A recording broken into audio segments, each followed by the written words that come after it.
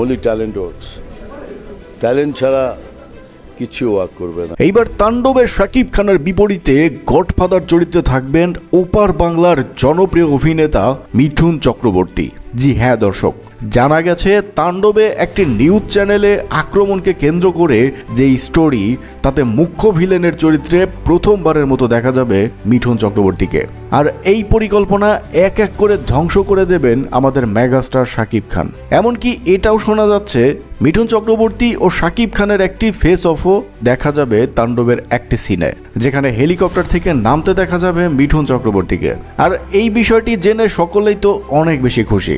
সকলেই বলছে শাকিব খানের সাথেই এই প্রথমবার মিঠুন চক্রবর্তীর মতো স্টারকাস্ট ভিলেন চরিত্রে কাজ করবে, এটা অনেক বড় বিষয়। আবার অনেকে বলছে শাকিব খান আর মিঠুন যদি একই স্ক্রিনে একসাথে আসে তাহলে অবশ্যই সেটা ব্লকবাস্টার হবে। তো দর্শক, আপনাদের কাছে কেমন লাগবে এমনটা হলে অবশ্যই কমেন্টে জানাবেন। আর এরকমই আপডেট নিউজ সবার আগে পেতে চোখ রাখুন আমাদের চ্যানেলে।